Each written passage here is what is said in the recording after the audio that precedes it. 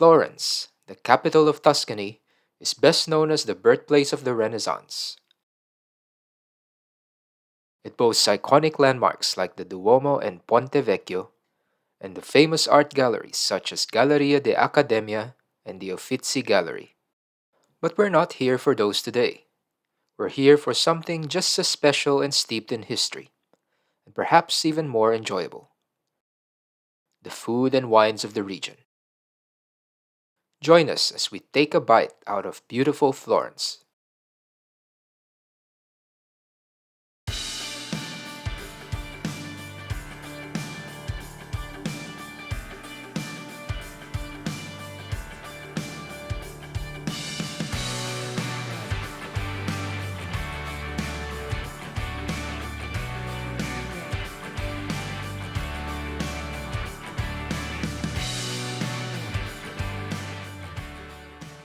Walking through the streets of Florence at night, there is a lingering and alluring smell of meat grilling over charcoal. This is from the legendary Bistecca Fiorentina, a thick-cut T-bone steak, usually 3 to 4 fingers thick, and meant for sharing. Traditionally taken from prized Chianina cattle, however, due to high demand, a lot of restaurants simply use imported beef. It is simply seasoned, cooked over hot coals, and served very rare. This is because Chianina has a very low marbling in the meat, which would make it dry if cooked all the way through. The first time we tried Bistecca Fiorentina was 3 years ago at Trattoria Dall'Oste. We enjoyed it so much that we had to come back. They have 3 locations in the city and specialize in high-quality steaks.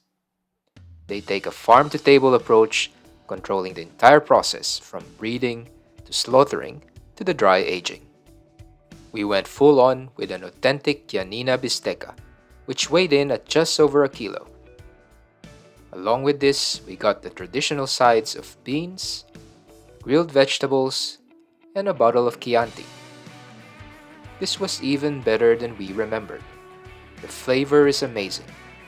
Having beef this rare when it's very high quality is not a problem at all. There was no off taste, just pure beefy goodness. While the quality of their steak is unquestionable, its pricing is on the higher end. If you want to treat yourself to a somewhat fancy steak dinner, this is a good choice.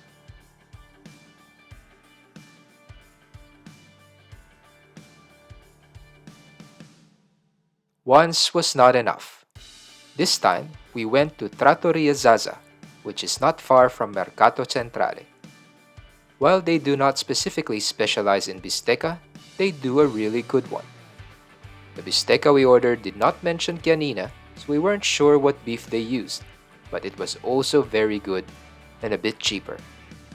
What was notable about this steak was how well the smoke and salt penetrated through the meat. It was very flavorful. To make the meal extra special, we paired it with a glass of Brunello di Montalcino. This is one of the best wines in Italy and perhaps the world.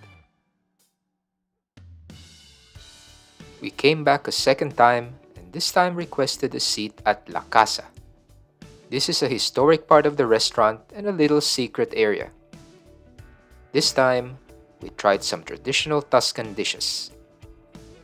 Entree was a trio of soups, ribollita, beans and kale, and lentil soup.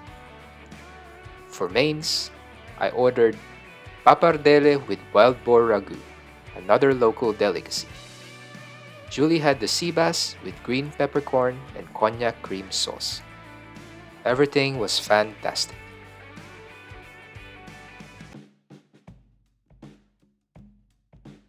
We head over to Mercato Centrale in search of another iconic dish, Lampredotto. But first, let's explore.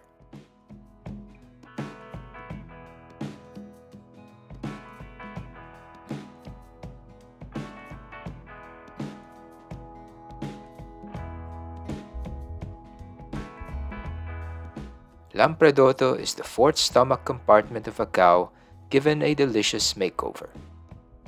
It's slow-cooked for hours in a flavorful broth with vegetables and herbs, infusing it with rich savoriness.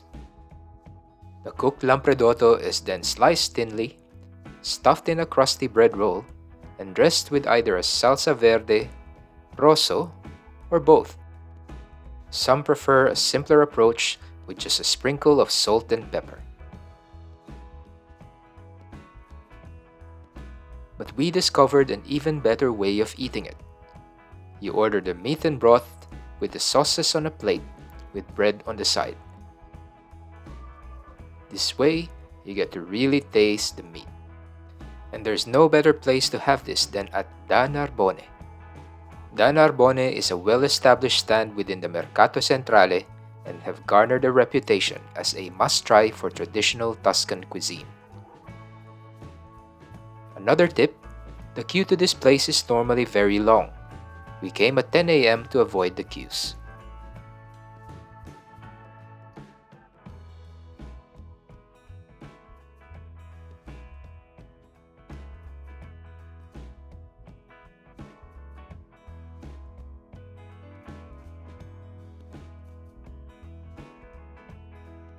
Tuscany is also home to the Chianti wine region, so we took the opportunity to sample some excellent vinos in some of the many beautiful wine bars in the city. Our favorite wine bar is Le Volpi e l'Uva. This little gem is very popular with the locals. They have a great selection of wines and a small list of delicious bar snacks.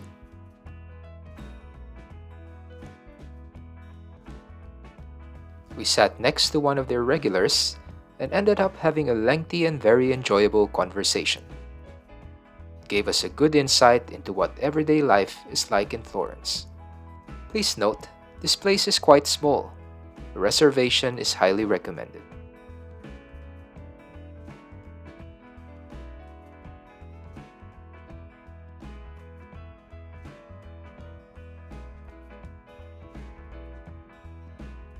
Another gem we stumbled into is Zanobini Wine Bar. This was recommended to us by one of the street vendors. It's a tiny bar that serves cheap but fantastic wines. It was absolutely packed and everyone was just happy to drink their wine outside while chatting with other people. It happened to be the last day of Vino Novello, so we had that. It's basically an Italian version of Beaujolais Nouveau. It was very delightful. Very fruity and easy to drink. One thing you should know about us is that we love our wine, but we're not wine snobs. We appreciate a good wine at any price point, especially in a perfect setting like this.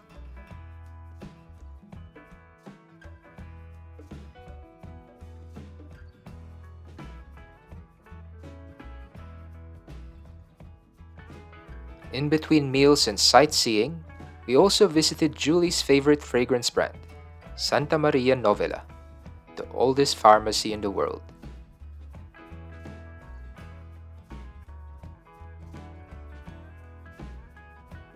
Their flagship store is not just a shop, it's a museum. The air was filled with the most intoxicating fragrances, a testament to their 800-year legacy in crafting perfumes, elixirs, and wellness products.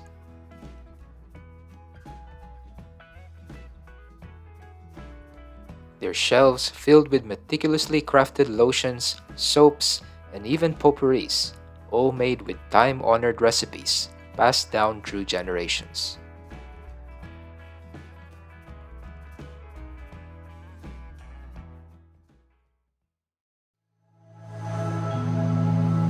They also had a special art installation when we were there. This immersive work of art combines visuals, music, and scents to give you a unique sensory experience.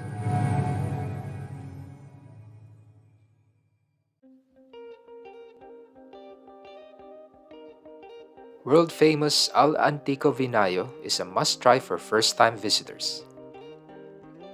Expect lines snaking down Via dei Neri, testament to their popularity. It is basically fluffy Schiacciata, overflowing with fresh ingredients in epic flavor combinations.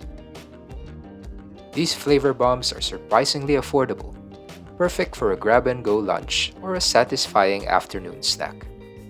I ordered the famous La Favolosa, which has salami, spicy grilled eggplants, artichoke cream, and pecorino cream.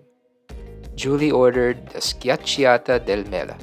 It had speck, porcini cream, truffle cream, and smoked scamorza cheese. It was worth the wait. Whoever thought of putting these flavor combinations together is an artist and a genius. Another sandwich shop we loved, but not as crowded, is Antica Porchetteria Granieri, established in 1916.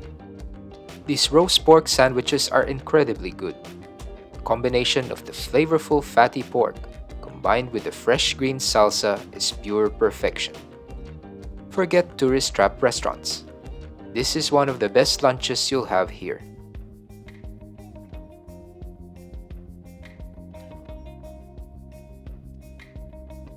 Florence's love affair with gelato is a story as rich and delicious as the dessert itself. While the origins of frozen treats can be traced back centuries, it was here in the heart of the Renaissance that gelato evolved into the creamy perfection we know today. Today, gelato shops dot the city, each with their own secret recipes and unique flavors. But not all gelato shops in Florence are good. Firstly, you should avoid ones with gelatos piled high. Real gelato would not be able to stand up like that. Based on research and testing, the two that we loved were Vivoli and La Strega Nocciola. One way to test a good gelateria is to order their pistachio flavor. It should be dull brown and not green, and it should taste like real pistachios. This is because pistachio is very expensive, and only the good gelato shops use real pistachios. Based on this test, both Vivoli and La Strega passed with flying colors. While Italians are known to hold on to traditions, there continues to be innovators. One example is Iginio Massari, who's doing fun, sophisticated, and modern interpretations of the gelato. And don't be afraid to venture beyond the scoop gelato. The pop versions are just as great.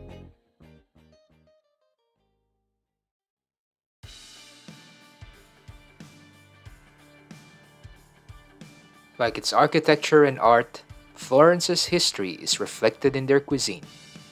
From the extravagant Bistecca Fiorentina, to the humble Lampredotto, to the indulgent gelatos. We hope this taste of Florence has inspired you to explore its magic for yourself. Don't forget to leave a comment below with your favorite Florentine food experiences, and be sure to subscribe for more delicious adventures. Grazie mille and see you next time.